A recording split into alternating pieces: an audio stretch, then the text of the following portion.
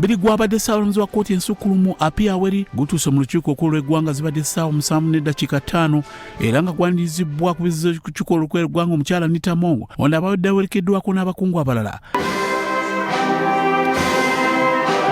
Kakati mu kubaganya ebirowoozo okubadde olunaku olwaleero omubaka okuva mu kitundu eky'Emawokota Yusufu Nsibambi asabye okubanga bafubbula oluguudo mu mugenzi okujjukira birungi byakoze. We recommend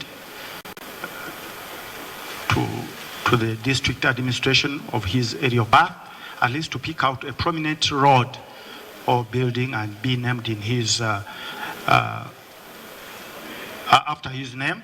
Bino bye bimu kubadde mukungubaga olunaku olwaleero okwetabiddwako abakungu ab'enjawulo kuno kwe kubadde nsaabalamuzi ow'Ennyidolo abafamire y'omugenzi ssaako n'abakungu abalala. Ekitaso kino kireetebwa Ssaabaminisita Robinah Nabbanja okusiima emirimu gy'omugenzi n'ebingi by'asobodde okuba ng'akola era ng'ababaka ba paalamenti ab'enjawulo bagenze mu maaso n'okumutendereza naddala mu kulwanyisa obuli bw'enguzi. Late Justice Opio Aweri had an impeccable career as a judicial officer and served the bench with boundless dedication, utmost humility and commitment for nearly 4 decades. I learned one thing, and many people have spoken about it here, Right Honorable: humility. I have tried my best to copy what I saw in him, and I think I'm still trying to be very humble. Judicial officers should see themselves not as wielders of judicial power and authority, but rather as servants of justice in the broadest possible sense. Wabula akulembera oluvuganya gavumenti Mathias Mpuuga ono akukulumidde okulinnyirira eddembe ly'omuntu ogenze maaso n'okweyoleka ensangi zino.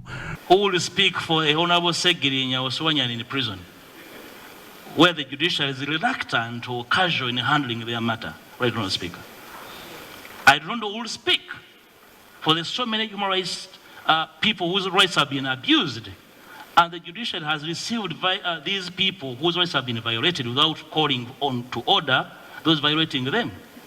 On these kind of moments, we call out for the judiciary to be alive. Wadde bino bigenze maaso tekirobedde baka wa paalamenti ab'enjawulo okusiima emirimu gy'omugenzi nga kwe kubadde omubaka Odwell Kwi ssaako n'omubaka okuva mu kitundu ekya South Jonathan Odulu bano abatuuse okwogera ku mugenzi ng'omusajja abadde tawunyikamu mu kukola obulungi emirimu gye. An example that he has lived through shows that it is possible to rise through without bribing your way.